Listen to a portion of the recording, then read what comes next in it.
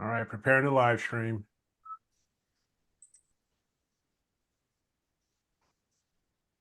Setting up. Upcoming Now we're 470. live. And now we're live. Now we're live. Think we're live. Here we are. Yep. Hello, everybody. Yeah, What's up? we What's gotta up? figure What's out this Zoom up? stuff out. You know, you gotta figure this out. Happy Yeah, Friday, no. everyone. Let me And now we're make live. this. Now we're live. Okay. Sorry, somebody's echoing back. Yeah. I Hello, just had to kill everybody. mine. I just had to kill mine. Is that me? Maybe No, that's that'd be you. I don't know. Not me. Does Mine's that muted. work? Yeah. Not We're muted. That was good. me. What's It was up, me. everybody? Let me admit all. Dinner time. Here they come. Here they come. Here they come. What's up, homies? What's Hey, what's up, going on, everybody? We're here. We're here. We're What's here. We're happening? live. Sorry, Happy dinner was Friday, late. So if everybody. you see me munching while we're talking, that's what it is. I'll try and do it, privately. Okay. Nice taco. Looks good. It's Taco Friday. Looks good. There we go. What's up, Wolfredo? Oh, Mr. just Mr. Tom. Nice picture today, Wilfredo. Oh, the solar, yeah. Is that the one you Yeah. got behind you? Yeah. It looks yeah, good. that was from today. Yes, it was. Yeah. Nice. Maniac. You're doing, dude. You do some awesome solar there, dude. It's You very do. nice. Oh, thank you. Thank you very much. I appreciate that. Thank you. You make me. Yeah, Yeah, you gotta do a day of solar, man. You gotta do a day of solar on the show. Yes, we'll do it. We'll do a day of solar. We'll get Wilfredo. We'll get Ross with his Helios star. Yeah. You know, whoever else, was doing solar, we'll get everybody, we're gonna do that. We'll absolutely do that. So what's up, everybody in YouTube?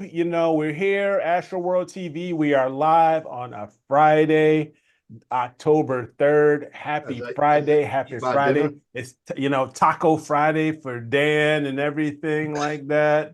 So Matt, I love it. Sloth King Kong. Sloth, the Empire State. Awesome. Yeah. So hope everybody's doing well. I finally got to image a couple times over, to last night and the night before. You got last night too? Yeah, I got last night too with the S6Ep70, got everything going. The only thing that was frustrating for me, and I know it's something that I've done. It's not a big, I have my William Optics FLT91 on the S6Ep70 with the CAA and the filter wheel and my Altair Astro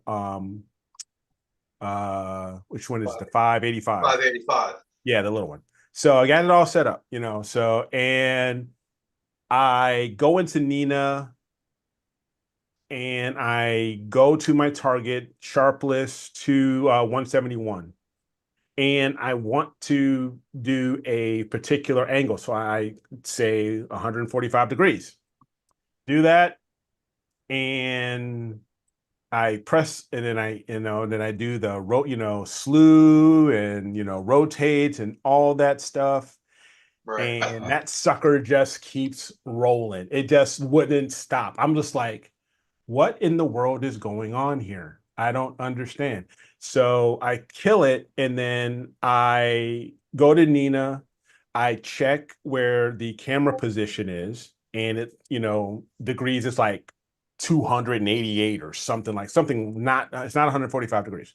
So I say, all right, let's reset this. So I put the CAA back to mechanical 0, right? And then I manually take the rotator, the William Optics rotator. So I loosen it up and I turn it where I think, where my frame is basically horizontal. It's not vertical, but it's horizontal rectangle. And I say, okay, that's where I want it. And I lock it down and I do the checks again in Nina, and Nina actually says it's at like 0 point something. So I'm at 0, as far as what it sees in the sky. And then I say, okay. I go back to Nina. I change the angle, say 145 degrees, and I say slew, center, and rotate. And the dang thing does it again. It just keeps rolling. So it's just like, okay. I went to college. I have a little bit of education in me. What the hell am I doing wrong, guys? It can't be that hard because I've got the imaging train. It's the camera, then the filter wheel, then the CAA, and then it's connected right up to the OTA. I can't figure it out yet. I will figure it out because I think I am smarter than the average bear, but it's just one of those things. It's just one of them days, guys. Like ZWO, That damn I'm gonna Limp get Bizkit you. song. Yeah, let me see if I could bring this. You know what I did last night? What did you do? I'll show you what I did. Because I can't even see your face, I know. I'm gonna give me a second. I'm eating. I thought it was rude to show me eating, but It is rude to show you. Yes, so it I figured is. you. It is. So It's I quite figured I'd rude. just change it. You So didn't bring enough for everybody. That's kind of Exactly. I know. Just gonna say that. I was late. I went to the new house. I was trying to do some stuff. So let's see if I could do this. Okay. Screen one, share. There we go.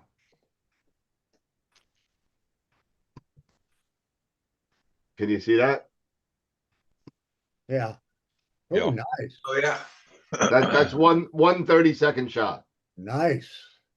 Oh, So- the comet. Wow, that looks real. Hey, Yeah. there you go, man. So I'm working now. First time I've ever imaged a comet. Ever. I've never in Okay. 25 years. I've never ever imaged a comet. I said, you know what? It's there. I'll do it. But if you see this, you see all these. I'll do this. Control A, Control Shift. You see all those check boxes? Yeah. All that is crappy data. Oh, Really? why? Because it's Seriously? I'm not sure. I'll show you why. Look at it. It all got out of focus in certain times. Uh-huh. Oh, yeah. Wow. Like Yeah. that was fine. Yeah. This is the Yeah. one before. Then it's good. Then it's crap for a while. And then it's good. And then it's crap for a while. And then it's good. Must Why have had would some it- Cirrus or something. Why would it Uh-huh. go out of focus like I'm that? saying I don't I'm know. betting I on don't know. I'm betting on That's- Cirrus clouds. I don't know. No, they wouldn't make the circles. No. It wouldn't make No. the stars circles, though. It's kind of That's weird. Yeah. on. Oh, that's wonky, dude. Yeah. Looks wow. good though. Ooh, look at that. Whoa. Maybe he had a raccoon. A raccoon. Hey, just jumping up and down on my Wow. scope. Yeah, I don't know. Jeez. having a ball. Yeah. And I never Wow, saw it looks square- like your optics might be pinched too. But I never It saw should look like squares before. I've never seen squares before. squares. That's Yeah, that's weird. optics being pinched. But every other, That's pinched optics. I think somebody was sprinkling salt on your telescope or something. I don't know. But Yeah, but pinched Like- optics doesn't explain why every fourth or fifth one is perfect. That's out of focus, though, big time. yeah, it's definitely something to do with the tracking of my settings with the Comet because I had to change a lot in the advanced settings. So it could have been something that I like. Even this one is not perfect. That's even actually this one who I think is good is still not perfect. No, It's still not stars look perfect. like diamonds. Yeah, so it's still not perfect, but it's close. It's kind of weird, but maybe I'll try it again tomorrow tonight and we'll see. Wow, But, that is weird. Are you guiding on the comet itself? I'm using it's the first time I've also used the orbitals plugin. Are you So going too fast for how fast it's moving? it could be because it does have a tracking rate that you can change on it. And I left it all at the default, so I didn't change a damn thing. So that definitely could be part of it, Ross. So it's going to be a part of tweaking because each mount is different as far as tracking comets are concerned. So it could be something a little wonky there that I need to kind of tweak a little bit, but I just left it all at the defaults. So I did nothing. I said, let me just set it up and see what happens. And that's what I ended up with.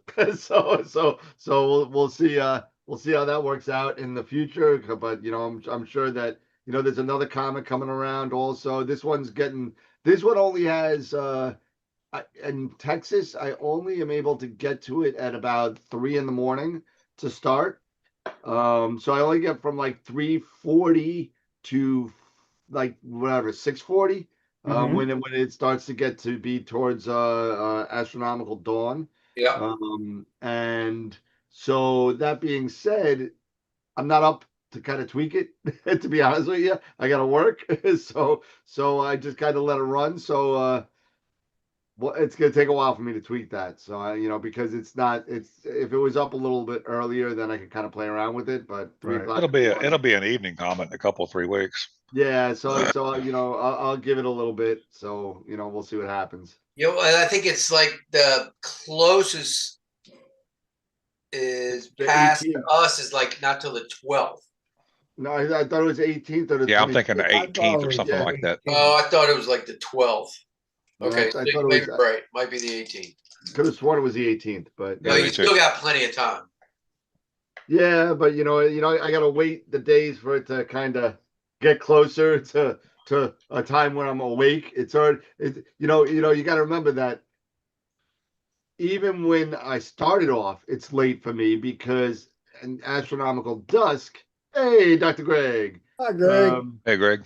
Hey, Even at Greg. astronomical dusk, it's still an hour later for me. So it's like almost 9:30, 10 o'clock at night. And I'm like, I'm either half in the bag or half in bed at that time. So one or the other is going on, depending on if I'm off the next day.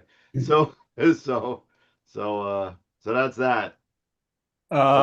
Matthew just put in a question in the Zoom chat, so it's not on YouTube, but he says, Okay. how does PhD interact with rotators?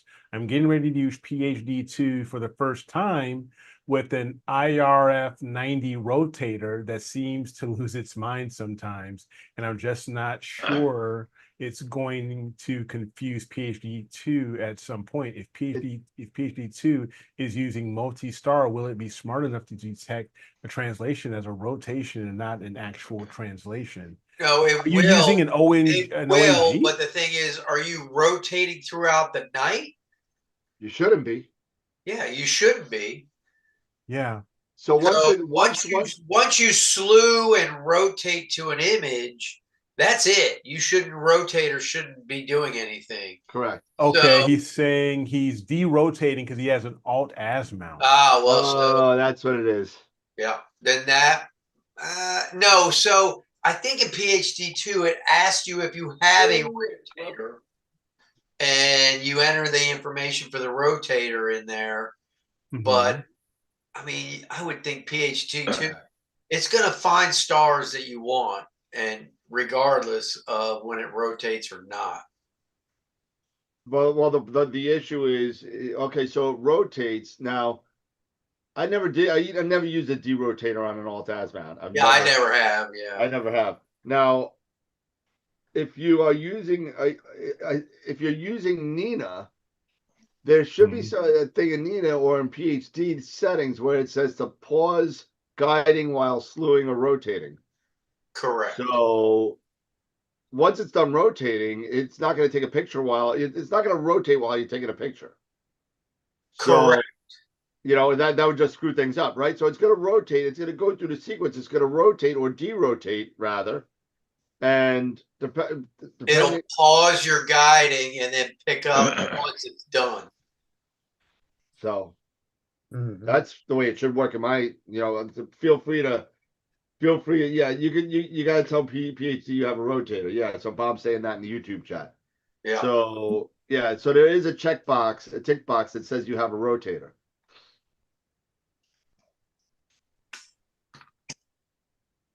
Yeah, and in Nina, if you tell it to stop guiding while you either focus, slew, or rotate, Yeah. then it will stop while that's occurring. And then once that's done, then it will start guiding again. It'll pick the stars it needs to pick and start guiding again. Yep. PHT is always, especially when you're using multi-star guiding, it's always adjusting which stars it's picking. You know, if you start guiding one night and you just watch your PHT screen, you'll notice throughout the course of the night, it will stop on certain stars and pick up other stars because it's looking for the best possible stars to guide on. Well, I guess also the what I just had. Oh man, I'm getting old. I had a question and I lost it. Forget it. I literally was ready to ask a question and it was a good question. And oh, no, the question. Yeah, I just remembered. See, that Alzheimer's kicked back in. So how long of an you're an Altaz already? How long of an exposure are you taking to begin with? Yeah. That would be, 30 that would 30 be seconds. a question. What? 30 seconds. I don't know. Ask him. Yeah. I mean, you can't be taking very long exposures. 5 minutes. 5 minutes, it looks like. 5 minutes in Altaz. Well, if you got a derotator, you can do it. So it's actually rotating as you're taking the picture. I have to look that up. He said, yeah. So if it's rotating as you're taking the picture, then PHT2 probably doesn't notice it. Because the stars shouldn't be moving anyway. Yeah, they should be pretty stationary. But yeah, that's interesting. Wow, you stumped a lot of people there, Matt. Yeah. Wow. But the degree of rotation depends on the part of the sky you're in too. Absolutely. Yeah, yeah. So, you might be able to get away with 5 minutes, somewhere. Yeah. And ICXT made a good point too. It depends on what kind of focal length you have as well. Yeah. He says he's got is it a CDK24 derotating? Oh, yeah. I know exactly what you're talking about for the plane wave. Oh. Yep. Well, because the rotator loses its mind sometimes. I've Like heard. when Is that the plane wave built-in rotator? Because I've heard that about that. I had that same problem in Queens Community College when we did that one. Okay. Really? Okay. Yeah, it does. It does go a little crazy if it's a plane wave version, like the stock one. Yeah, he Yeah. says, yeah, that's crazy. Yep. Yeah, that thing is crazy. You know what, Matt? I could talk to the Queens Community College on Monday and see what they did to fix it, because I was just about the install. I wasn't about the troubleshooting. Plane wave takes care of everything. But I could ask them on what they did to fix the issue with that. So if you need help, let me know. Or if you want to take it in your hands, that's up to you. But if you want some input from another person, let me know. All right. Yeah, he says the only thing I can do is basically influence the rotator. Add points to the pointing model. And add points to the pointing model, but that's about it. Yeah, what's your pointing model up to? How many points? Curious. 80. 80? Oh man, I know the school did 300. So I don't know. I don't know what's good or bad. Yeah, you might want to try some more, but that really shouldn't have any bearing really on what your derotator is doing. If you're already plate solved and slewing, even though you're an Altaz, then You still need more than 80 points though. yeah, I would do more than 80 points on a CDK 24. Oh yeah. Yeah, because that's a monster. is he using the Sky X? I don't know. Shit, I got like 700 on my pointing run. Voyager. Oh yeah, Voyager and PWI. Okay. Yeah, Voyager's the way to go, Matt. Yeah. Okay. especially if you're in an observatory with you know, a plane wave. Voyager works really good with their firmware. You guys keep talking about Voyager. It's something I may have to just try to get the I like 45-day I like trial. Voyager. Yeah, it talks well with We know, SkyX. we know. Yep. Shut up, David. Yeah, I listen. I haven't done the jump to Voyager yet. I just didn't want to learn anything new. Nina's been working just fine for me, so I'm gonna stick with it until I get into my own observatory. Once I get into my own observatory, then I might start considering it Right, because I'm gonna have, you know, you can run the 2 servers and you can do a whole bunch of stuff with Voyager. That, you know, it's just a lot more functional when you're in your in-home observatory too. right. Hey, Corin. That's the only reason I Yeah, haven't no. tried Nina is just I just don't want to learn another program. I don't blame you. I don't blame you. No. Well, no, the thing is, Norm, if you've got Voyager, then you don't need Nina. So that's Right, exactly. I mean, but the nice thing about Nina, and that I tell a lot of people, is it's free. You know, It's free. Correct. You know, and Yeah. for free and open source acquisition software, you can't beat it. That's exactly right. Yeah. Yeah, you can't beat it. You can't beat free. So yeah. That's almost like I heard something today. I haven't seen it, but SETI, but Frank from SETI Astro had just released another video and an update to his suite. Oh my God, the stacking Image thing? MM. Yeah. It's called Image Yeah, MM. I watched that this morning. I haven't seen it yet. So talk to me about it. What's going on? You said it's stacking. Well, you need serious computing power. Yeah. Okay. Okay. Serious computing power. Well, if you take a look at some of the images on the write up, yeah. the images of the stacking right out of the stack look freaking awesome. I haven't tried it yet. I can't wait to try it. It basically does Blur Exterminator Yep. as it stacks.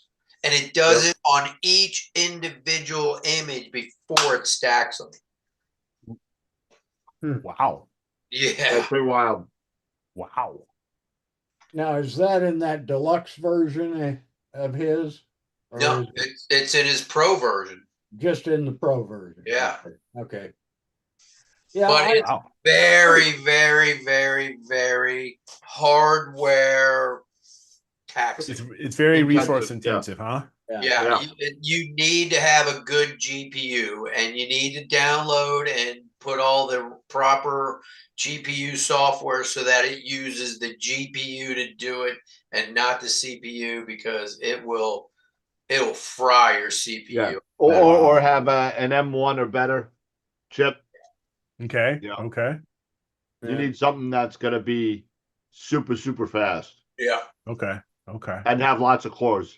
I got an M2 Pro, so that should work just fine. Yeah. I was going through, all his videos, and I thought, God, it took me 13 years to learn how to use PixInsight. I don't know if I want to try that or not.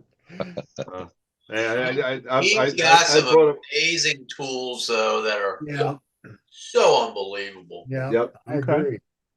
Yeah. Well, I'm gonna have to check it out because I definitely have an OP computer right here. This this Ryzen 9 with the 24 cores. It's got 128 gig of RAM. So and the GPU, but the GPU is an NVIDIA 12 gig. So the key is that you're going to have, as long as you have that kind of RAM and you have a good GPU that has the CUDA cores and all that, then when you set it up right, then it'll work fine. But he shows how to do it and how to set it up, and it's all on his page where you go and it tells you how to do it and everything. Okay. Yeah, it's the setup that confused me. I mean, you gotta know a little bit about TensorFlow and DLL loadups, and but it's once you do it once, you'll get it. Once you do it once, it's set and forget. It's set and forget, right? So So there you go. Yeah, Okay. speaking of tentacles, whatever happened to that guy Dark Archon that made that stuff up? I have no idea. Whatever happened to Like that guy? He just like yeah, disappeared. yeah, he disappeared. He was like He dropped off the made his planet or money and something. got the hell Ghost. out. I guess so. I guess I guess so. so. Yeah. So yeah. Let's see who else is in here. Did any of you watch the last Masters of Pixel site? I No. didn't. I was working. I was unfortunately. going Well, there was something. Speaking of Study Astro, it was interesting. Ron did the perfect palette picker, Yep. Okay. and you can make a 4-ax there Yep. automatically. Well, But then he used the 4-ax script that's built in the Pixel site that you can download. Yep. And the 4-ax script gives a slightly different image than Study Astro's 4-ax. Hmm. And the native 4-ax one script gives a little bit more color. This looked a little bit better than Study Astro's 4-ax, which was, Yeah. Tom, yeah, you saw that. Yeah. So that was kind of weird. I don't know what the Hmm. pixel math is behind the scenes, but why Mhm. one 4-ax is different than another. So I started going back, if I want a 4-ax, to use the original script rather than the perfect palette picker. Yeah, I actually Hey, tried Sasha. that and it did come out better, using the 4X script. Okay. Mm-hmm. Yeah, I only use I just played around with the palette picker once just because I thought it was kind of cool getting the little options of what the 9 or 12 different types of blends that it had. Yeah. And I thought it was cool, but I've never used it again. I've always kind of just, well, when I've had the time to process things, I've just done the regular channel combination, and that's it, and be done with it. Yeah, I usually use it every time on every picture just to give a quick view of what's possible instantly. Right. Yeah. So Yeah. And Now, I like to blend things, so you got 9 different things you can blend too. yeah.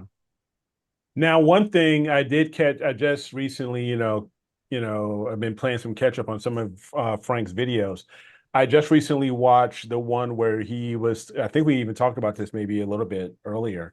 Why not to use SCNR on your green, It destroys because your data. it basically destroys your data and you're ripping out, basically, you may as well just rip out all the green. you're ripping out data, yeah. Yeah, because you're clipping your data, you're clipping that green data. Yep. And everything. So he was explaining you really need to do more color mask. Or just especially change your green data to the color you want it to be. I like my green data. I know you do. No. I know you do. And if you had a purple filter, you'd use that too. He would. He would. He'd use one, that one like crazy. The one I like to use is that modified SCNR with Bill Blanchard. Okay. Yeah. I've used that. That works. But you got to be careful also to Frank's point. When you start messing with your color data, you're messing with the whole picture. Yeah. And when you even if you want, people have this adverse, vision to green in the pictures, just because of the whole fact that you got 2 pixels, right? You got double the pixels that you have of anything else. So it's why when you take that green out, it's kind of like you're just taking some of the paint color out of things and then just kind of making it, which is what we're doing anyway. You know what I mean? We're really just changing wavelengths to colors, right? That's what we're really doing when we do the process. That's right. The issue is that you got that double pixel problem when it comes down with your one-shot colors. Yes, you definitely do. And I think too, if you just do it a little bit at a time, kind of like Ron was saying in that last workshop, just do it a little bit at a time and keep doing it until you get it right where you want it. Yeah, like keep on doing that minimum neutral and do it like 10 or 20% at a time. That's Mhm. exactly right. Yeah. And that's it. You don't go 100% and then you wipe it out. You know, Yeah. I know we spoke a Exactly. lot about the little what is it? The little purple trick, you know, Yep. invert the thing and Ert, yep. turn it into purple and then get rid of the purple and then Yeah. get rid of the green. It turns your green stars purple, you Yeah. know. Mhm. So Yeah. you could do that, but again, you got to use it. It's a very heavy-handed tool, and it Mhm. really should, in my opinion, only be used as a last resort. Yeah. Well, and that's one of the things that makes like image blend and PixInsight Yeah. such a great tool, because you can use that if you're using 3 individual channels that Right. are monochrome, then you can use that. You can take your green data, put it in image blend, and put it in your photo in the color that you want to put it in. Right. Mhm. You know, and you're getting all that data in the color that you want instead of being just bright green. You Yeah. know, Right, right, Yeah. right, right. Yeah. Yeah. Yeah. And you can change that color without destroying it. exactly. Yes. Yeah. Yeah. Okay. Hey, Yeah, I Greg, mean, I found it really nice picture of interesting, you the know, comet. talking about that. Yeah. And what were you saying about the comment, Dave? Greg took a nice picture of, posted a nice Yes, picture he of. did. Okay. Well, I had some questions about that, Dan. I just got on when you were talking about shooting it. I probably will get up this morning or early in the morning and try it again from Starfront. So Yeah, I took some shots and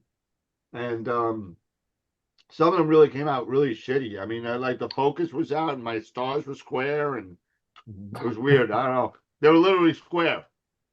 well, they're a pain in the ass to process.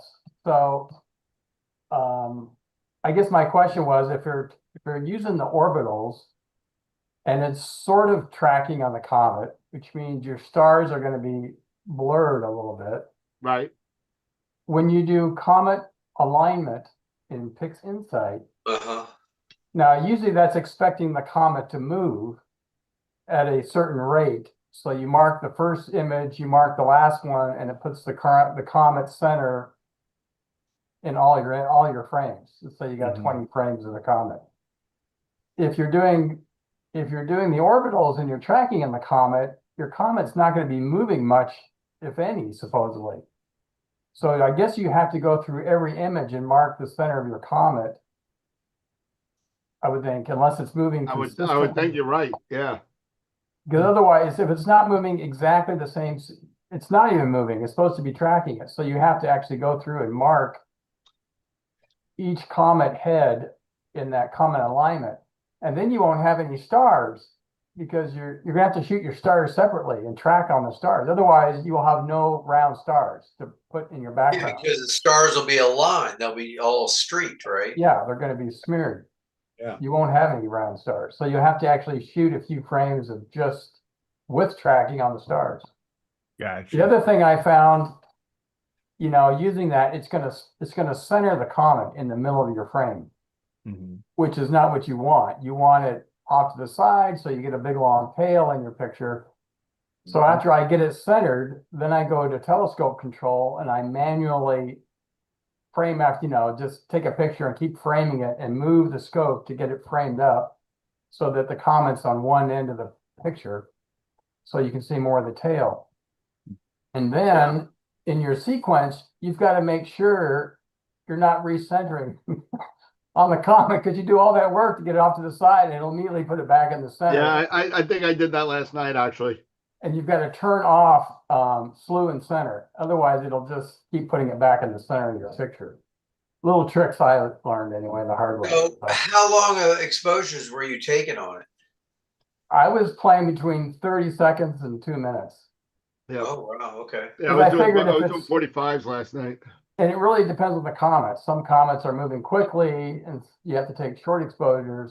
But if it's tracking on the comet, you should be able to take fairly long pictures and get more tail detail, I would think. Right. Well, right. one thing that Ross was talking about was adjusting the tracking speed of your mount to match the speed of the so I left it all at default. Yeah, So I don't know. Maybe that's something that I need to do also. Maybe. So- That's starting to get a little too techy for me. I just So want I was gonna say, so what? You've only what got is- about an hour and a what is half that? to Entering shoot it. You after only Yeah. got a couple hours. You don't have a lot of time to mess around. So, No, you don't. You don't. And I'm sleeping. So by that time, you know, I know So Greg let me doesn't ask sleep at this. all. So I mean, I did So- get up at 2:30 and drive 45 minutes out in the desert and set up a camera just to see if I could shoot it with a DSLR. It was Yeah. really faint, but I, barely got some shots of it. So you were saying you should change your tracking rate. What do you need to change it to if it's not sidereal? What do you It's- change it to? there's listen. I'm new with the orbitals plugin. Mm-hmm. There is 2 speed settings for the mount to adjust for the speed of the comet so it doesn't blur. Okay, so within the orbitals plugin. Yeah. Okay. So the I haven't really comet used doesn't it yet. blur, but the stars are all going to blur. Yeah. Yeah, they will. They will. I noticed in orbitals in the sequencer, there's an advanced tab where you can Yep. adjust the RA and DEC, and I think that's to move the comet where you want. I don't, Right. It probably takes somebody 5 minutes to show me how to do it, but I'm not going to spend the time to screw around with it. Right. I think that's fine if you just go into the scope control and Put it where you want it. yeah.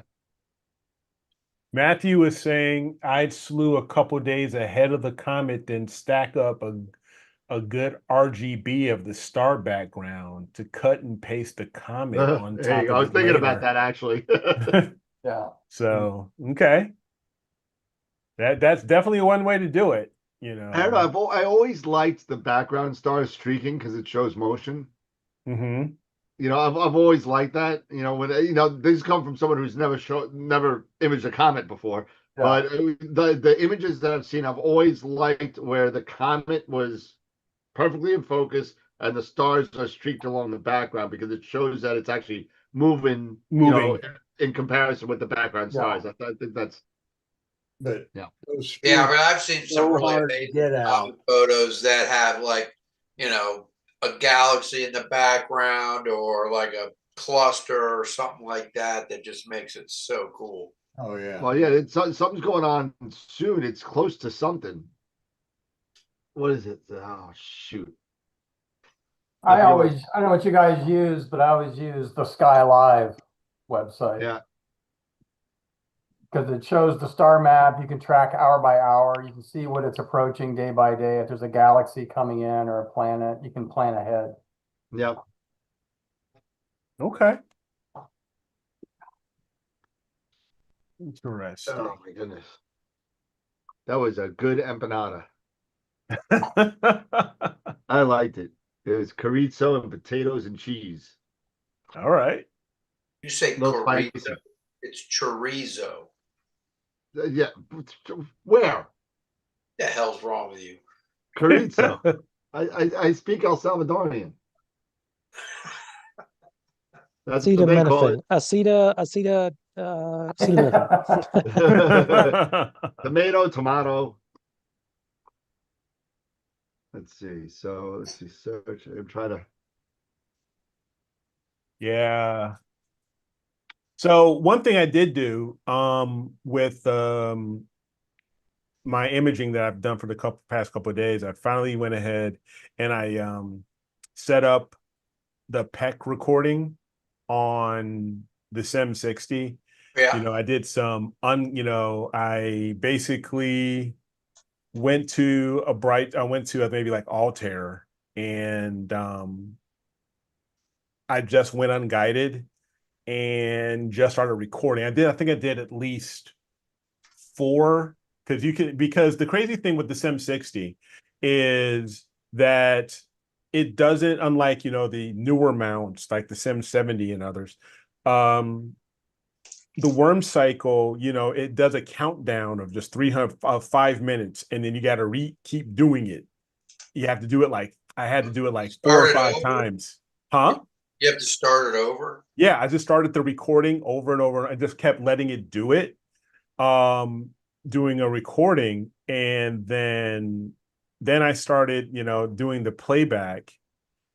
And then I did the guiding assistant for about 15 minutes in PhD2, and so far it seems fine.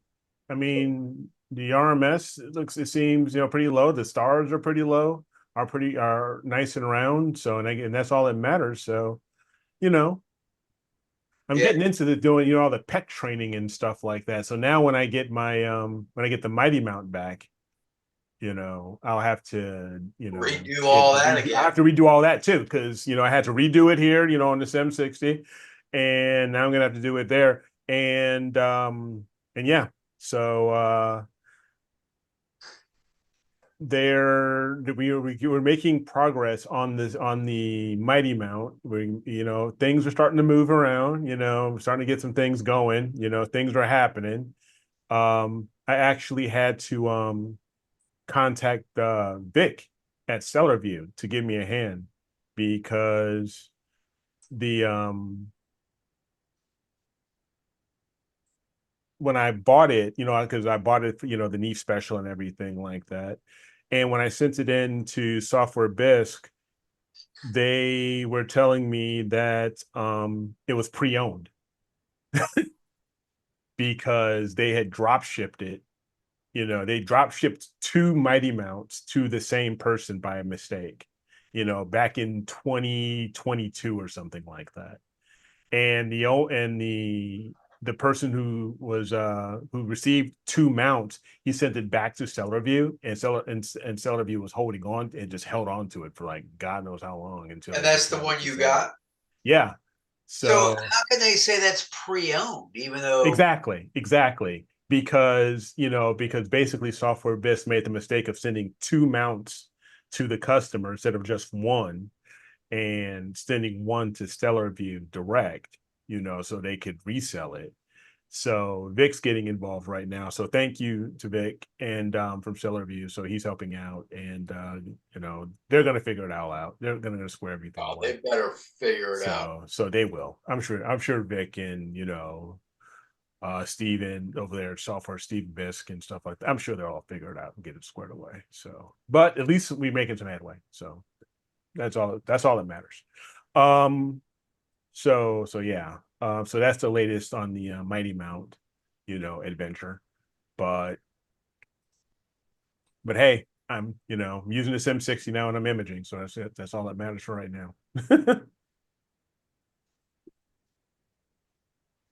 Tell you what, I was sure glad the casino bought me that AM5N. Having a lot of fun with that thing. Yeah. Yeah. You were playing with house. Yeah, you were playing with house money, and you hit it, and then damn right.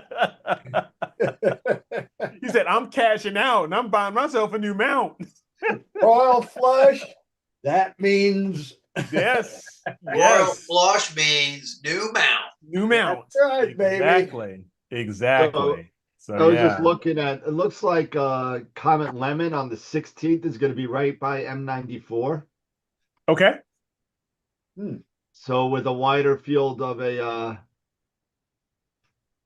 big chip, You'll be able to get both in there. That's kind of cool. Both in there, yeah. All right. Yeah, that'll make a nice picture. Yeah. At least that's from the viewpoint from like Starfront area. I'll tell you what would be really cool if somebody got to go and buy a planet like Saturn or Jupiter. Oh yeah. That would be a nice framing. Yeah. That would be a pretty cool framing. It got pretty close to Mars, but I don't know if it's close enough to image it on the same chip.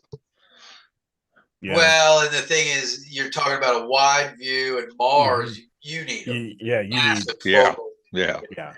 But Jupiter or Saturn, it would still look, decent, with a fairly wide, viewing. Oh, it would be interesting. That would be an interesting take on it if you can set that up, Yeah. But I remember Atlas, when Atlas came through, I saw a couple photos where it was going through parts of the sky where, they had it with, I want to say, a globular in one section of the screen and something else. And it was like, holy cow, it's amazing. Now, obviously, there's some, a lot of you're getting the comet, and then Mhm. you're doing the other, Yes. Yeah. and then put Yeah, them it's a together. blended Highlight image. everything. Yeah, It's a blended image. yeah, Yes. it's That's blended. so cool. I mean, to be able to do that. Yeah, but you know, if I see that on anything on Facebook or anything, it gets my wonderful certified AI bullshit stamp. Yeah, no, Yeah. Nah. This, Some of it, this you know, was a some of le- them can be legit. was a Some of it can be legit- legit. No. It's like that's like, oh yeah, I got look at this. I got Jupiter right next to Saturn and the moon, and they all look the same size. no. This was Yeah, come on. This was a legit astrophotographer, and it was a great image. Ernie's in his Ernie, little, he's blinding us with his red light. Oh, I Ernie. just, we just got home. Roxanne. Oh boy. Yeah, we just got home, so I'm trying to get polar aligned and get going. I had my stuff set up before we went to dinner, but so What are you Yeah. shooting? what are you doing? Nothing, Yeah, what do you nothing. shoot? We were talking about the comet, you know. What are you shooting, All Ernie? right. Might try to get it at the observatory tomorrow night. Yeah, I tried last night to do it, and it failed miserably. Yeah. So It might I be- think I gotta wait for a comet to come along where it's like 10 o'clock at night, not 3 o'clock in the morning. Mhm. So my schedule doesn't like that. You know, at least it can tweak the sequence down when you're comet shooting, because there is things that got to change. And Yeah. you know, I just don't. I'm sorry. I can't be like Dr. Greg and wake up at 2 o'clock in the morning and drive 7 hours to wherever he's. 7 hours. He only has to go 45 minutes. Yeah, I can't do it, man. I don't have that perseverance to do that. Speaking I'm of gonna be driving, listening. any I'll of be you guys listening, seen the but, gossip on the Texas Star Party for next year? What's that? Any of you seen the gossip about the Texas Star Party next year? No. What's the Oh, gossip? what are they Friday saying? night? Well, there were a lot of people bad mouthing it, that the management's bad, the president's bad, they're not going next year. Attendance has been dropping. A lot of problems with the board and stuff, and all the complaints on cloudy nights. Suddenly, the guy in charge got fired. Uh-oh. Oh wow. Hey, Are you referring to Okie-Tex or another No, Star Texas Party? Texas Star Party. TSP. Oh, the TSP. Texas Star Party. Okay. So have they appointed a new person? So they're gonna have new management, so I wasn't planning on going again, but I guess they've had a Maybe. lot of complaints. So, Maybe he'll try it now that it's under new management again. So who knows? Yeah.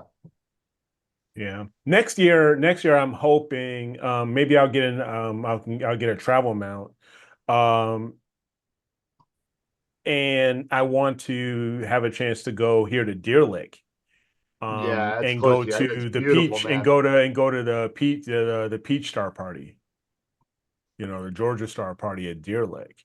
And Yep, speaking big of dark days. and speaking of Deer Lake, I just saw a post from Amy Little that she is selling she's selling her pier and on Yeah, cloudy she nights and actually texted me, some yeah. other things. What's that? Say again, Dan? Yeah, she texted me. We spoke a little bit over it, and she's selling some stuff. Yeah, so she's selling some stuff, which sucks. But yeah, she's got That a sucks. sky shed. Just She's got totally overwhelmed. Can't do it yeah, anymore. yeah, she's got a sky shed pier and a few other things that she's selling for. So if anybody's interested in getting a pier or anything like that, you can check out Cloudy Nights. That's sad to hear because It is. It is. such a cool Yeah, girl. but I think eventually she'll be back. Yeah, yeah. I hope so.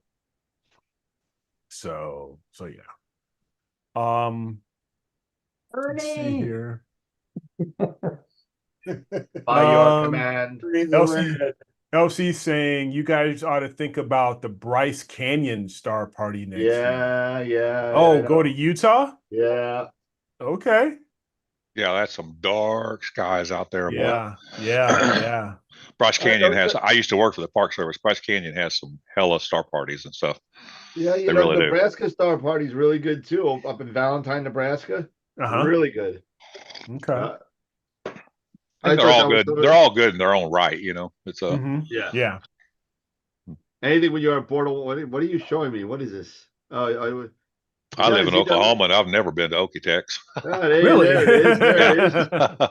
Did you get the tilt fixed? You guys hear me? Yeah, now Yeah, we can. yeah. Did you? How did that thing work out? That tilt adjuster? I was just helping out Bob do his flats because he shot he the there? Comet last night. He shot the Comet last night. He was trying to do his flats, and Voyager wouldn't connect to his camera because he had it set up as if the one-shot color had a filter wheel, and Voyager kept looking for the filter wheel, and it wouldn't start. And I said, well, it's telling you it's looking for the filter wheel. You don't have one. You got to turn off the filter wheel function in SkyX. So Voyager doesn't think there is one. So he got his flats done. And then when he got his flats done, then he goes, I don't remember if I shot these 1x1 or 2x2. So I looked at the size of his darks that he did at 2x2. They were 1/4 the size of the shots he did at the Comet. I said, well, then that means that the Comet you did 1x1. So you got to go back and shoot 1x1. Yeah. So he got that all done and all in order. I tell you what, Norm, that Comet came out decent. Did it? Single frames. Yeah. Really did. He shot lemon. It was nice. But anyway, I got up this morning and checked in with him. He was just finishing up. I was going to get on with him, but yeah, 4 a.m. you woke up. Hell with that. I was in my third or fourth dream by then. Yeah, oh yeah, I'm with you, man. I think it was a brunette on the fourth dream. I'm not sure, but I whatever. saw that comet towards the end of its cycle is going to be in the just after sundown, Dan. Yeah. Southwest. Yeah, it comes out evening sky. Yeah. Not You'll yet. be able to do something with it, hopefully, as long as it doesn't break up and just get destroyed before then. But Yeah, So, no, my luck. It So will. you guys want to hear about my semi-nightmare? let's hear it. Okay. Was it the blonde or the brunette? This. Oh boy. So if you have a 3-screw tilt adjuster, you can adjust your tilt probably, what do you say, Norm? 10 minutes? 15? Yeah, not even that, really. Not even that. Yeah. I got my tilt from 95 microns down to 0.4 microns. Wow. Okay. And I mean, it was a breeze. Yeah, simple. Then player one came out with a 4-screw tilt. Mhm. And I guess you got to be some kind of engineer to really figure out what the hell's going on with 4 screws. Because Oh boy. what they tell you is the screw that you're going to adjust, you unscrew 1 full turn. The screws adjacent to it, you unscrew half a turn. And the screw opposite from it, you unscrew a 1/4 turn, and then you make your adjustments. Well, when you go to tighten those things, right, then it brings everything to the other end. Yeah. And I'm like, I got it down. I'm going to be honest with you. What was it, Norm? I got it down to 0.7? 7, I think. Oh, 0.7 microns. Yeah. 0.7 microns. And you know what? Good enough for me. It was a freaking nightmare. You got the 4-pin down to 0.7? 0.7. Yeah. And you're bitching about what? Well, hey, Joe, Wander or Astro makes one that you just hit play and it does it for you. But you're saving yourself like Are you gonna send me a check? $400. Look, I'm looking at all that stuff behind you there in that picture. Right?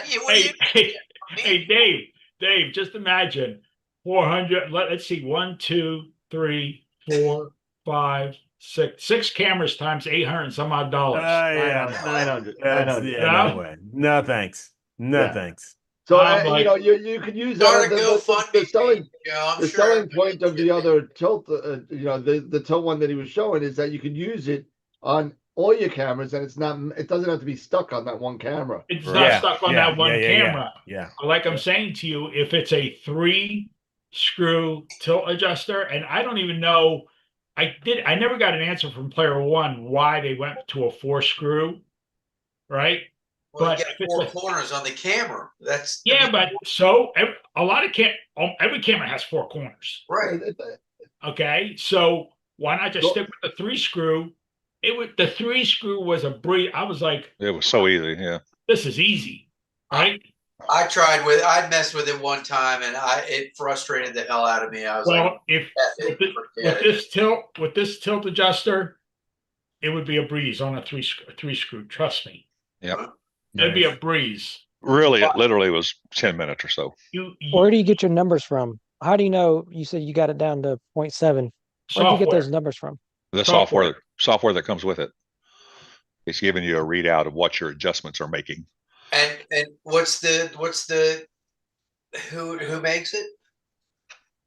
Place in Scandinavia. Yeah, it's like a place in like Scandinavia or Norway Denmark or something, or Norway. Precision Astro, isn't it? Or Astro Precision? Yeah, Astro. Yeah, precision. Yeah, Precision Astro, I think. Okay. Yeah. Their software is nice, very simple. Not like I said, once I ship this back to Texas, okay, the true telltale is when I run it through what's that other software that shows the oh my god. What? ASTAP? What ASTAP? No. CCD inspector? CCD inspector. Oh yeah. Which is don't if you have it, don't lose it. No, I won't. They don't make it. They don't. Right? I have it saved on every one of my computers. Trust me. I even have it saved in my what do you call it? OneDrive. Well, feel free to give me the link because I lost my copy. No, I'll send it to you. Oh, please! I love that, bro. That's some of the best rendering of tilt and curvature that I've ever seen. Right. The ASTAP, it just looks like crap, and you can't even read it half the time. You got to read it through all the numbers and all the other numbers that are there, all the way down at the bottom. Yeah, I like Hocus Focus. Hocus Yeah, Focus. the Hocus Focus works really well. Mm-hmm. Yep. I just like the way CCD Inspector lays it out graphically. Yes. Because if you look at Hocus Focus, you got all these green and red lines pointing all over the place and everything, and I see a picture of the curvature and I can visualize that better than. And it's also in 3D, so you can kind of move it around and see your tilt. Yeah, it's pretty cool. Yeah, pretty good stuff. I can't believe I lost my copy of it. I was so annoyed. That is a big monitor, Tom. Oh, that's my Cintiq. Hold on a second. Yeah, the reason I was asking about the tilt numbers is because I only use that the Fitz viewer, the tilt detection. It has those little numbers on it. Yep. So when I did that test on the OCal Huron, I can't pronounce his name, but he said, and someone else said that it looked like your images had some tilt. So I did get the digital protractor, and I did adjust it. I got the telescope level and adjusted the focuser, and I went back and retested it, and the numbers improved dramatically to where they're it's like a 2.15 on the corners. One corner is a 2.15, one's a 2.17, one's a 2.20, one's a 2.21. I don't know what that means. All I know is, but the numbers were way out last time. So that digital protractor thing did work. Good. That's I don't know if you see my screen. Yeah, I'm ignoring you. Is that the baby one, Joe? Joe's got to have a bigger toy, That so he must has be a to full show house the toys. screen. Is that one only 49, Joe? That's a 54. All right. 54, and it's Goes obviously up and down and everything else. That's the same one I have, Joe. I tell you what, can't beat it, dude. Love it. Hey, here I am with like 348s going across like well, this. that's what's awesome about the one Joe just showed you. It's two 32-inch monitors, 4K built into one monitor. Into one. Yeah, but I got two and then one on top. I don't have the room this way to go. I don't have the room for it. At least not yet. Until I move to the new house, then we'll talk about different monitors. Now I'm looking at a lowly 24. I got a 29, a 29, and a whatever this 40-inch one is or whatever. I got 3 monitors. Hey, Joe. Yes, sir. On that tilt adjuster, M54 or M68? Uh, the It's tilt got different adjuster, adapters you can the buy. You can go tilt, 48. the tilt 54. adjuster, that's 48. Okay, But then you can get the adapter, the 48 fits in, and it goes to 54. right, okay. So I don't have any 60 whatever. I think it's 68 they give. I don't have any cameras that are 68. Yeah, I was So gonna say mine are 54, yeah. Yeah. 54 and 48 is adequate for the cameras that I have. Yeah. And it's like 255 pounds or whatever. And another $70 Yeah, and another 70, yeah. to But Joe's gonna send it out to all of us, and we're just gonna pass it around so we can. I'm gonna be honest with you. As soon as I get my 571, I'm gonna adjust the tilt on that, and then you guys could use it. I don't care. Real. Just the next person that wants to use it, just ship it to the next person or whatever. Just let me know who you're shipping it to. Yep. I don't care. It's not something you can break anyway. You really can't. Yeah. And it's very easy. Like I was saying to you, if you have a 4-screw tilt, if you understand the dynamics on how to adjust it, then you're a good person. I'm having a hard time understanding it. Yeah. I really am. So once I got to the 0.7, I just like, okay, that's it. I don't think I'm going to get the 0.4, and that's the end of it. I was talking to you, Joe, this evening about that. And I was like, listen, I am the laziest mother effer out there. Okay. So I will be the one that I either got very, very lucky or I just don't care enough to worry about tilt, because I sit there and I say, oh, you know what? I'll just click on blur exterminate and crunch the thing and be done with it. I'm fine with that. As long as the tilt is under like 13%. Yeah. I'm okay with that. Yeah. Yeah, I mean, to an extent. But like God rest his soul, Pete used to say, garbage in, garbage out. Yeah, but even Pete would have said if you're under 13%, that's who I got the number from, was Pete. Really? Okay. If you're under 13%, you ain't gonna. You know what, Dan? He said, don't even worry about it. Yeah. Don't even worry about it. But we do have perfectionists like Joe out there that want to get sub-micron tilt. Yeah. And,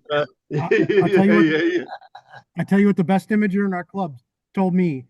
He's like, don't let perfect be the enemy of good. Yeah, exactly. That's You're true. absolutely right. If you look at it in ASTAP, it'll actually tell you, it'll like Hocus Pocus and other stuff, give you numbers and all that stuff. I always pull it into ASTAP too, because it'll tell you that it's good, right?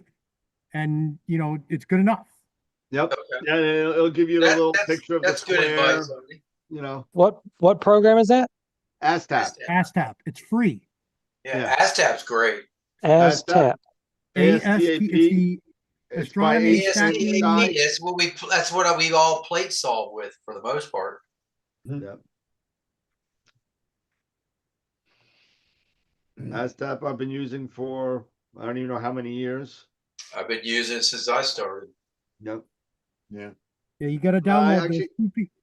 Wilfredo, there's two pieces to it. There's the actual application itself, and then the star catalog, and then there's the databases. Yeah. And depending, what imaging system you're using, what your focal length and all that, there's different databases to download.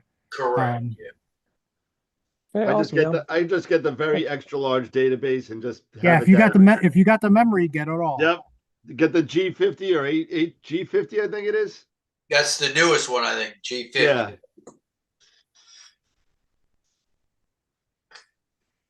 Yeah. Yeah. It's a very big database though, so be prepared.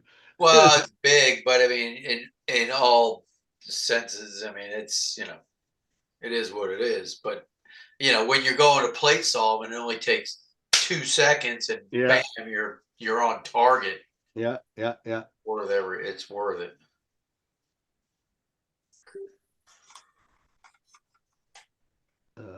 I should. I'm gonna forego the I'm gonna forgo the comment tonight. I'm just gonna image what I'm gonna image, whatever my target scheduler says. Yeah, I'm going back to M33. I got a full nights of M33 and RGB and HA and O3. So I'm gonna go tonight and do straight luminance with the Carbon Star and get more HA and O3 with the GT81. And then Yeah, I don't know what I'm imaging. I don't even know what I'm imaging anymore.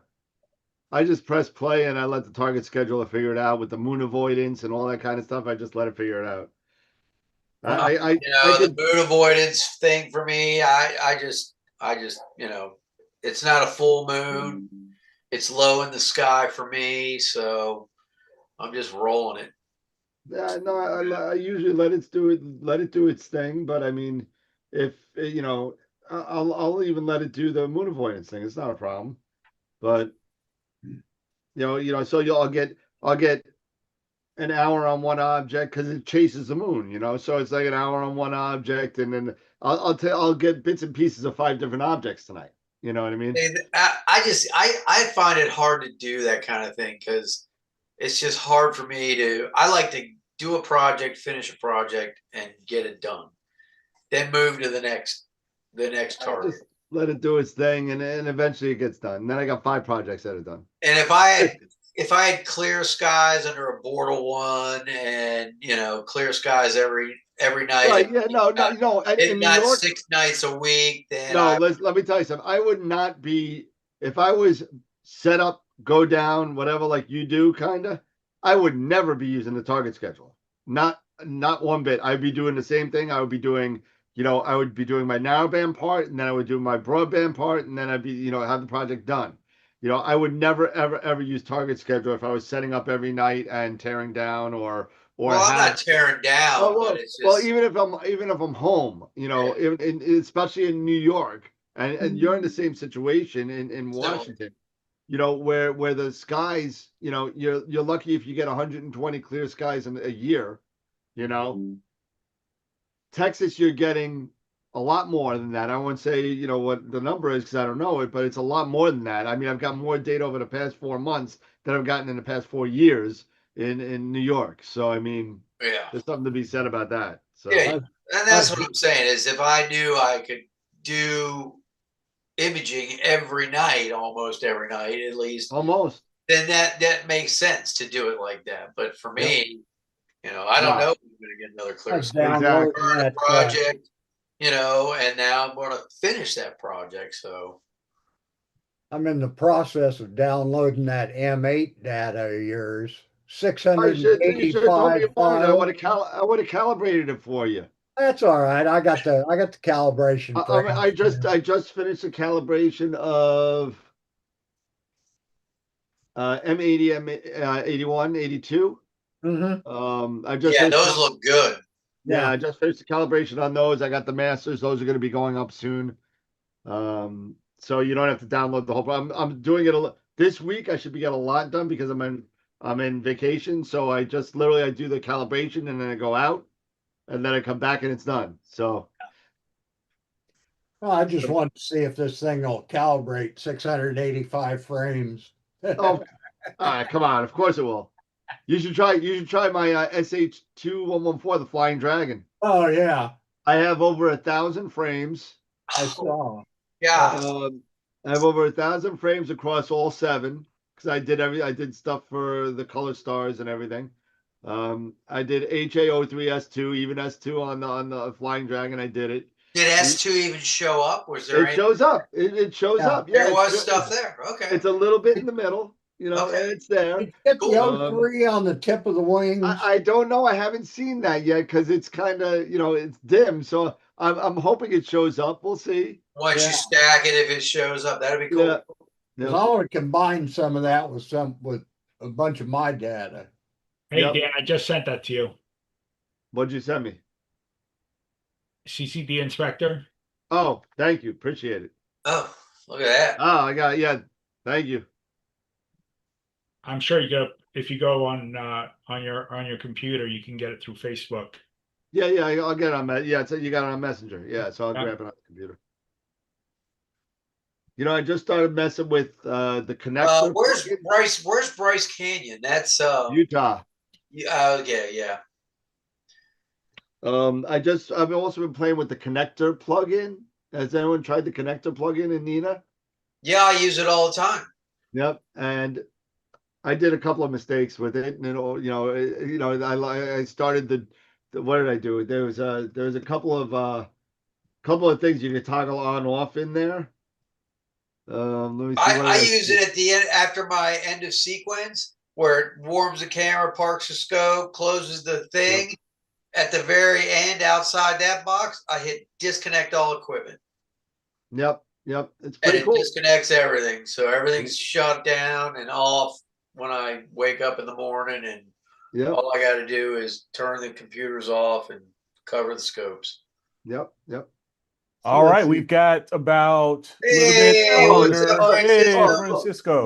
Hey, Francisco. Look what the cat dragged in. Yeah, Man, it's right? still sunny out Still there. sunny in San Diego. It's Yeah. still sunny in San Diego. I just finished it's feeding not- all the it's not- kids. It's not sunny in Philadelphia, but it's sunny in Is San that why you Diego. need a drink in a mason jar? Is that? Yes, that's exactly right. Yeah. I'm like, all right, everybody's good. Yeah, you're all good. Okay, I'm Yeah. going to Yeah, the shed. cheers. Yeah. Time to hit the whiskeys. Yep.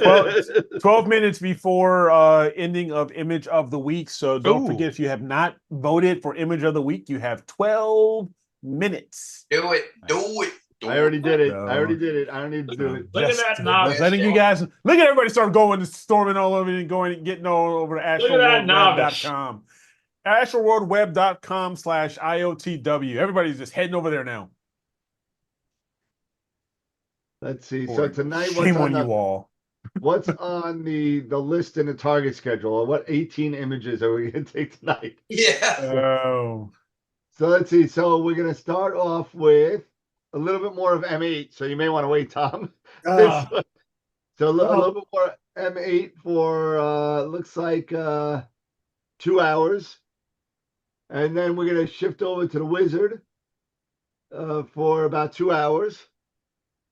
And then I started, even though it's small in the 600 millimeter, I want to see what M27 would look like. So I'm doing some M27. Real small. It'll be What's real that? small. Real small. Yeah, it's gonna be small. It's gonna be small. That's okay. Oh, with the Carbon Star? Yeah. It won't be that bad. No, No? It'll look small. okay. It's small. It's small. And then we're going back to the Wizard at 2 o'clock in the morning. And then we're doing some M81 LRGB at 5:30 to 7. So So on Francisco, that dumbbell that I put up, you were trying an SHO. Yeah. So I put the first one I put up was just HOO, and that was Yeah. with the GT81, Okay. like 385 reduced. That I just did this year, and that was just HOO. And then the other one I put up, I did with the 127, and that was SHO. Yeah, I don't know what happened to my. I bet my It SHO was data is just blasted on gross. Yeah, I don't know what happened there. I was like, oh, I mean, it looks kind of cool. It looks like a weird toxic green blue thing, but definitely doesn't look It's right. like all the reds that you would think you'd get. Hey, Yeah. Dan, what Sharp Star do you have? I'm sorry. What Sharp Star do you have? Sharp Star what? Oh no, what's your scope that you have out there? The Carbon Star. Carbon Star. Oh, Carbon Star. I'm sorry. Newtonian. Which one? The one The original. What is it? The 8-inch, 6-inch. 156 inch. Yeah, that was my first time. That's really the first target I'm trying to shoot in narrowband. Yeah, Mhm. like I did the Pillars, the Eagle Nebula, Pillars of Creation. Yep. I did that, and that Yep. was fun, and that turned out okay. And then I switched to this target a couple days ago, and I was like, all right, I got like 2-ish nights worth of data. That's probably enough, but it wasn't coming out. So I think I'm gonna just start over. I guess the H and the O look fine. Maybe it's the S that's like just not. I don't know. It's weird. It's there. It's just you have to be able to weed it out the way. I mean, I don't know. I'd love to show you how I did it, but I can't remember. It was actually not even from last year. I think it was 2 years ago I did it. Yeah. But and you're doing with the 8, right? The 8-inch. That's on the 11. The 11. Okay, so and that's reduced. Nope. No, native. Native at the with the 2600 Duo. Although when I use the SHO filters, I have to use a off-axis guider because I'm the dumbest man alive. The one I did was with the 127. That's 950. Okay. With the 26M. So nice. Yeah, that's not for mine. That's not cropped down at all. I just trimmed the edges where there's that. Yeah, you're way in. You're a lot further in than I was. Yeah. Which I like that. That's why I love the. I've been really I've been doing like planetaries. I've really been appreciating the planetaries with the. Planetaries are cool, man. Yeah. So you want to do a cool planetary? You got to do the headphone nebula. What the heck is that? Oh yeah. SH2, cool, yeah. What is it? SH2. It's a headphone nebula. I forget what the number is. Oh, it's PK164. That's it. PK, yeah. PK. Yeah. PK. That is a cool one. It is a cool one, man. And it looks like a goat's eyeball, like a goat's iris. You do that one in HO and get RGB on it. Yeah. Oh my God, it's cool as hell. I'm gonna have to try that tonight. I am taking the Hyperstar C8 out for the first time. Oh, cool. I've never, I've had the Hyperstar. I like ran it for one of the dumb experiments on my YouTube channel where I just put a planetary color camera on there just to, anyways. But I was like, okay, no, I want to like do it seriously now. So I put the 2600 MC Duo on it, and I'm gonna try for. Oh, what the heck is the name of the thing I'm going after tonight? It's a weird. It's CTB1. Oh, yeah. The garlic nebula. Oh, yeah, garlic. Yep. The pop balloon. The pop balloon. Dude, that thing looks so sick. I'm excited to see what I can get with it. So I tell you, it is so faint, but it is such a cool target. Yeah, it's gonna take a lot. It's gonna take a lot. It's gonna take a lot of data. The Hyperstar though. So are you're using a dual narrowband on it? Yeah, I put my tightest dual narrowband on there. Okay. So. Yeah. We'll see what happens. I don't know. I figure I'm gonna waste the whole night with tilt adjustment. That's what everyone says, right? The Hyperstar. Ooh, it's the thing. And I'm like, I don't know. I'm not that particular, so I'm gonna have fun with it. Yeah, but, it should be good. Yeah, that's awesome. It's a lot of fun. That was a challenge, but it was fun. Yeah. I know, and the friggin' moon is out. Like it's gonna be rough. It's gonna be a rough night. Yeah, you'll be fine. You're doing narrowband anyway. You'll be fine. You're doing narrowband, so it'll be all right. Yeah. The problem is you're using the dual narrowband. You're getting the O in there. Yeah. Right. Yeah, and depending on where the moon is, where your target is, you may be as long as you're facing sort of away from where the moon is, you'll be all right. If I was a smart man, I would have gone out there with my phone and see where it was coming up. But I was like, it'll be fine. Don't worry, it'll be all right. Moon's going to be on the opposite side of it because it's up in the north. Is it? Okay. Yeah, I think that's in the northern sky. So perfect. See, it's going to work out. Considering everything's just going to be fine. Yeah. And the moon, it's low in the sky and it'll set fairly early. Yeah. You'll be okay. Yeah. I think I got I was having these crazy tilts. So I got probably had like 2 hours of clear skies last night and a couple hours the night before. And I've been taking more data on the dumbbell, and then I like the bubble, so I'm trying to do the bubble nebula as well. And it comes up, the spacing of it's pretty good between the two. But I was having just the worst tilt issues I've ever had with the C11, to the point where I was like, I got to go drive this thing up to Torrance or something and let them take a look at it. I don't know what I did. I took the whole imaging train apart. I went and bought oh man, where is it? I bought a like a right angle gauge that welders use to see if things are square to each other. Okay. I've just been obsessing over the angles of it. I bought like a weird. You guys ever? I don't know. I use calipers for everything, like measuring calipers. Yeah, of course. So I have my I have a plastic set of calipers that I use because I don't want to scratch anything. But I bought these like deep jaw ones. Yeah. So that because I was like, okay, I bet, because I was running out of ideas. So I was like, I wonder if the EFW, the filter wheel, because the top cover is just like a big flat aluminum plate. Yep. I was like, I wonder if that thing's bowing. I don't know, it's the ZWO one. So I like took measurements and I like no, it wasn't that. And then I used my like square gauge to check that the tube that I have from Celestron that goes from the back of the edge and it Yep. terminates in M54 to make Yep. sure that I didn't tweak that. I don't know what I did. I just took everything apart, put it back together, and then in like the last 30 minutes I got last night, it seems like it's square now.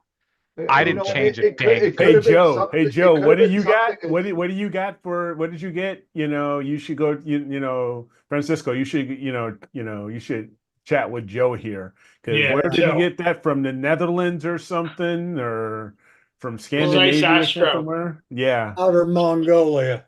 yeah, Well, it sounded like that guy. he had issues with his train where it was Yeah, everything was sagging or something. it could have been something as So easily as a cross thread that Yeah. something, Something was yeah, sagging just the slightest bit because something was cross-threaded just the wrong way. I had that same issue with my Mead, the T adapter. Yeah. But when I was putting it on there, there was a little tiny like grain of sand on the flat part of the T adapter that goes Uh-huh. up. And when I went to go put it on there, I didn't notice it. And It it, felt tight, but it was yep, tilted. yep, that's what it Honestly, was. I bet it was something dumb like that because that was the other thing. The big flat mating surface on like this guy, right? So this is the M42 one. Yeah, But this big, huge flat mating surface on the back, I like made sure that was clean. I checked all the mating surfaces. But yeah, so it turned out it wasn't anything intense. It was just who knows. So I'm gonna try again tonight. So both of the edges are gonna be out tonight. One at native and one at hyperstar. We'll see. We'll see what we see. All right. okay. All right. By the way, Fucking- Dan, I put your field of view in the chat. You You put need- my field of view. Francisco, you need to get yourself a M27. nice. Francisco, you need to get yourself a light crawler for that C11. A nightcrawler, the A focuser. light crawler. Light What's that? Norm? focuser. A very expensive. Focuser? Oh, okay. Yeah, Yeah. in other words, you gotta go spend some money. Go spend $16 some Not money. as much as the C11. Oh, Like I'm a good. $1,700 focuser. I don't. But see, doesn't that mess with the back focus No. No. on an edge? Because when No. you move it, doesn't it move the camera in and out? And isn't that the back focus on that? This is something I haven't gotten a clear answer Yeah, to. Yeah, It's that's like, how it's So focusing. your It's image micro adjusting. focal length, right? yeah, So Yeah. you're imaging at native focal length. You're going to put Yeah. this light crawler right up against the rear cell. yeah, Okay. But And it is a rotator and focuser. What happened? You're gonna get rough focus Yeah. with your mirror and Yeah. lock your mirror, sure. and then it's gonna do all the rest for you. And you won't have to worry about tilt So or I know mirror flop Francisco. or Hold on. I know where you're going with this, Francisco. I've had this question all the time. So Yeah. especially with the Schmidt, when you're doing from the rear cell, Yeah. He froze up. Oh no, Oh Uh-oh. boy. I'm hanging on this. Norm, you every gotta word. jump in and explain to him. You're a light crawler guy. Come There on, you go. John. Yeah, look, I've got this isn't a light crawler. This is the cheapest thing you can That's buy not on the eBay. light crawler. It's not, Yeah, but it's no. essentially a 2-speed Crayford. I mean, it's a rack and pinion focuser that bolts on. This has got the big threading for the back of the Correct. big SCTs. I get that but you have to set this to the correct back focus. That's where you have to start, and then you do rough focus with the knob, and then you come back and do fine focus with this. But when you move this in and out, it's going to change the spacing between the sensor and the final But you're not corrector looking. element in the edge. Yeah. But It's you're gonna not micro- looking. Go ahead. I'm sorry. It's just going to make micro adjustments to your back focus. It's going to be a lot better Uh-huh. than moving that damn mirror. Yeah. That's right. Okay. So, and you should have a pretty good critical focus zone. I think it's plus or minus 0.5 millimeters is what. Yeah. I think that's Yeah, what it- it's- Celestron said. You're going to get good focus, lock the mirrors. Yeah. And then use this. You're making small Micro adjustments adjustments. to get focus. Yeah. Am I saying it wrong? No, Somebody's you're exactly right. I'm picking up what you're putting down. I guess my concern, because I didn't look at it, was when I'm doing a focus sweep, is it going outside of that plus or minus 0.5 millimeter? It's going to be out of focus when it does. So, I mean, which I guess what I'm trying to say is it doesn't matter because it's going to It be, won't matter. It's just going to go. You're because still it'll going to be get out a of focus. Your perfect HFR will be big. parabola, you know, that's going to create perfect focus. On We're- a normal SCT, I totally agree. Right? But Yeah. the thing, and again, I'll So- try it, right? I have one right here. I'll try it. But I want to have this sort of discussion. On a normal SCT, it doesn't particularly matter. If you're in focus, that's the back focus you need, right? It doesn't matter. But on the edge specifically, or on the ACF, I've got an ACF right there, the spacing for the sensor to that final lens element, which is inside the baffle tube, is a critical dimension that you have to account for. Now, that being said, doesn't really matter, it sounds like, right? Like, because you're only moving it plus or minus a little bit. Well, I just not I only didn't know. that, you're going to be out of focus. So if your back spacing is off, if it moves it too far out, your stars in your corners are going to be out of focus, right? Yeah. They're going to be longer. So your HFRs are going to be bigger. So you know what I mean? So it's gonna adjust accordingly. I mean, you got to start close to focus. You can't Yeah. be too far out of focus. Yeah. You gotta have a pretty good start focus. But Yeah. we're think- looking. We have a 14 edge. Okay. And one of our members has an 8-inch edge, and he just put the exact same style focuser on his. Yeah. And we're all having the debate now about doing that with the 14. The only issue is we use the 14 for both visual and imaging. So we're looking at the Prima Luce low profile. Yep. I was going to say, yeah. I'm going to say, what? Check that out. That's a light crawler right there. That particular one is about $1,700. Yeah, I was gonna say that looks expensive just from here. But and remember, it's a focuser and a rotator, Sure. and it does sub-micron adjustments. I mean, this thing, they are hands this one down here- the bee's knees of focusers. Yeah. And this one here is strictly for show, because if that thing would rotate, it would hit those knobs. No, Don't this look too doesn't close. rotate. It rotates internally. Oh yeah, you're right. Oh. Internally, you're It absolutely rotates right. internally. You're right. That's what Okay. happens when you have a remote observatory and you don't see things. These things are made. Those things are made to fit the edge telescopes, so that Yeah, they this one fit was within not. the knobs, so you can lock those knobs down, and then you're done. You never have to focus that mirror ever again.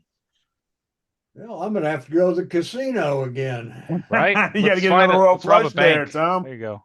Yeah. So I have a what they call the night crawler Yeah. that I have on my 127, and I have the adapter, and I also use it on my GT81, and it's bigger and it's a beast. And Yeah. The W35s. mine's a 30. 30. Mine are all W35s. They're the Mine's a big ones. 30. And And I that tell you thing- what. I once you- never ever have any problem with focus. Yeah. If I want to slew and rotate, it never fails. And as far as any kind of give or tilt or anything, they are solid as a rock. Big time. So well made. There's, And once you go to them, you'll never go back. yeah. I mean, I spent a ton of money on it, but it Yeah. was worth every penny. So what would you buy for a C8 Edge? That'd be the light crawler. Yep. Yeah. You well, with an L. the only thing you got to worry about is the back focus distance.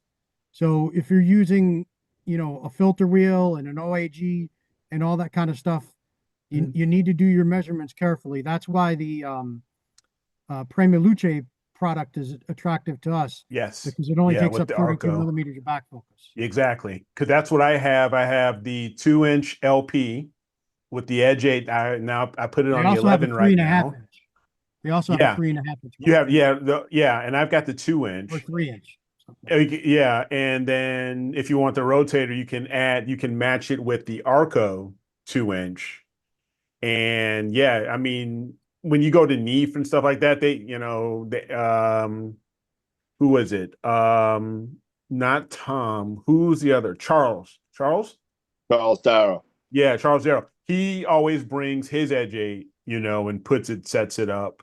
And it's got the Arco, it's got the Asato LP, and he's got it, and he's got it all set up. And I think he's even using like got a filter wheel with his with his camera and stuff like that. And he has it, and it fits in that 105 millimeter, back focus with that reducer. Yeah. Because that's the biggest PETA with the Edge 8 versus the 9 1/4 and up to the 14. You can have like 146 mil of back focus with the 9 1/4 and up, but that darn 8, 105 with the reducer. Well, just remember with the Asato, right? You got to add half the distance of the draw tube as well. Yes. Yeah, you into do. your back focus, because if you just do the thickness of the focuser and you're too far in focus, you're never going to get focused. So you want to make sure that you focus your image using the knob. Yep. With half the distance. Yep. In your focuser, so it gives you play either way, because you only have 15 millimeters of travel. Yep. With that focuser. Yep. So you got to remember that. Now it's not like your regular Crayford focuser where you got 2 inches. Yeah. It's very, it's a 0.7 micron focuser. Mm-hmm. So I mean, it's the steps are incredibly fine. So you got to be in a really good rough focus before you start playing with that. So get it in midway, then sit there and then lock it down, and then use your Asato to move back and forth. Same thing with even your other Crayford focusers. You want that play in there to go back and forth, even though we're only moving very minute steps back and forth. If you're already in focus, you got to make sure that you have enough in focus and out focus. To kind of make sure you're able to get in focus at all. Exactly. But don't have it too far drawn out, because then it's going to sag. And I'm sure the really nice, I'm sure the $1,700 focuser doesn't sag, but no, it does not. It won't sag at all. It doesn't sag. It has no backlash whatsoever. No backlash. It doesn't sag. I mean, if you saw one of these things in person, you go, "Oh my God, yeah!" I bet. Dave, with my Moonlight, my Towa 150, I have the flattener / reducer, and that flattener / reducer actually screws inside of it. Yeah, I've seen where some of it. Inside of it, instead of adding extra space in the back behind it, right? So it was really like I said. Once you go there, you're gonna think to yourself, why have I been using anything else? Yeah, here I'll show you. This is my 127 that I have it on right here. So, there it is. Yep. And now this is the reducer. It's not a reducer, it's just a flattener. And I mean, now I have, this has got a filter drawer, but I have a filter wheel and an OAG that takes up this space here. Yeah. And it fits right on there, and that sucker doesn't sag, and it is awesome. And I have obviously the adapters. You put the adapter on this tube, and then I have the adapter for the GT81, where I just loosen the grub screws on the focuser, and I take this whole thing off and put it right on the GT81. Hey Dave, if you need a chainsaw, I could send you one. Yeah, those are my southern skies, man. Oh yeah. Trust me, dude. Oh my God. That's my Jeez. neighbor's trees. Oh I yeah. can never shoot south. Oh. South. Gosh. In the middle of the night, Either. I'd go and nail some zinc spikes in his tree. Exactly. All right, guys. Let's go to image of the week here real quick, and let's see what we got. So let me I don't know share. what happened with my internet. I'm on my phone right now. Yeah, notice that. It's a very flattering angle. Yeah. No, my double chin. I know.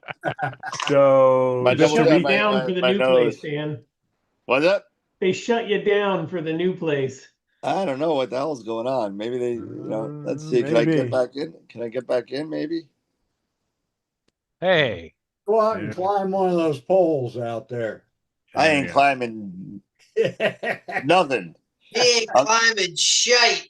I'm too old. I'm too old and I'm too fat. Oh god. All right, well, let's recap from last week. Congrats again to Josh and to Francisco there, my man, for your for we had the Ponded Forest, also NG, 7000, the North America Nebula, and your M16. That's still, that's pretty damn good, dude. Damn good. One of the things, like, as someone that has been watching you guys for a little bit and just started interacting with you guys, it's super intimidating, by the way, because like your accidental photos are better than the stuff that I tried 2 nights to get. So like, I see there's a comment in the chat. Matthew was like, "Oh, I'm almost ready to submit. I'm another 2-3 months." I'm like, dude, just do it. It's just fine. go. That's Just what I do wanted to it. like. Look, it's probably better than that. You'll be okay. Yeah, exactly. So for our novice, we had Brent Evans. I believe he lives in the UK. Yeah, Brent's in the UK. Yep. Yeah, and for he's got pretty much the entire Veil Nebula here. Nice. With Pickering's Triangle, the Xenophobe, and the Witch, and the witches, the what's it called? The Witch's Broom. Witch's Broom. Witch's Broom, yeah. Yeah, so nice. And you did that with the Red Cat. And the Altair dual narrowband. Altair dual narrowbands. Yeah, I tell you, these dual narrowbands, they're getting more and more popular. Especially you got this Altair dual narrowband, The Altairs do a great job. I love them. S2 and 03. This is one of the reasons why even with a one shot, in my opinion, you need to just go ahead and buy a filter wheel. Yeah. Oh yeah. You just need to go ahead and buy a filter wheel. Because nowadays these filters that are coming out, with the L Pro and you got these dual narrow bands and stuff like that, you just may as well just go ahead and buy yourself a filter wheel because you're going to be using it. I should have bought a 7 position instead of a 5. Oh yeah. Yeah, never get a 5. Yeah. You need to get a 7. I got 2 of them. Get a 7. Shameless plug there for AstroWorld telescope. I was okay with a one-shot color, but yeah, well, that's what I'm using it on. Yeah, mono, you need a 7. You need a 7. Yeah. And for our experience, we had Benito with his GC81 with the Crescent Nebula, NGC 6888. And he put in 29 hours on this from Las Cruces, New Mexico. That's nice. Yeah, it's nice. And you know what? And we see some green in there, and it's pretty darn cool. Cool color combination there. Very cool color combination there. And Mr. Tom Peter, yay, there we are. There he is, with his NGC 7023 wide field. Yeah. With your Red Cat. It's got it all. Yeah. So is that the one that we edited as a group? No. Oh, no. Okay. No, that was Will Fredo's. Oh, that was Will Fredo's. Yeah, that he did. Yeah. So here Will we Fredo's go. was a little tighter. It was a little in there tighter. Yeah. So, Bryn, you're going to go on, into our image of the month contest. So don't forget, if you want to have a chance as a novice, get in here. Because you never know. You may be the only one, or you may have a little competition. But if you're only one, you go right ahead into image of the month. So So I'm going to go start for putting it. my image as a novice. That's what I'm going to do. I'm going to use a I'm gonna pseudonym. find out. That's what I keep saying. I'm going to use a pseudonym, and well, Dave, okay. Dave, you can because I know your IP address. I'll put it in from somewhere else. That is super, Don't give him Dave. any You, ideas. you better Dave. use a double jump IP tracker. So we had 23 votes for experienced. So let's take a look see here. And our winner is. All right, you better start betting again, man. Get another royal flush so you can get Nice, another mount Tom. there. So Tom, there Nice you job. go. Congrats. Congrats there, Tom. Yeah, it was really good, man. Really, really good. So Great congratulations. detail, great color. Yes. You got that dark nebula. Nice. Yes. So congrats there, Mr. Tom. Thank you. All right. Well, we're about at time, guys. You know what? These Friday night Zoom calls, catching up and sharing everybody's perspective, they're a blast. Yep. Super Dave, I got a challenge for you because Okay. you are so good for this. Uh-oh. Either next Wednesday or next Friday, maybe even next Friday, on the Zoom chat, image blend. You're Image the guru, image Okay. blend. Let's do some image I blend. can put something together. Put something together, and let's do some image blend because people are asking about, taking a deeper dive into image blend and stuff like that. So it may be a little fun, since you were very, very good at image blend. So why don't we do that on next Friday, during our, our how-to time, Okay. Yeah. All right. Thanks everybody. Really appreciate the participation and everybody connecting here as we do every other week. On Friday night, it's always a blast. So really appreciate that. And we look forward to seeing everybody on Wednesday. So again, have a great weekend, everybody. And as always, keep imaging, keep educating, clear skies, and we will see you guys next week. Have a good Take one, care, guys. everybody. Later, guys.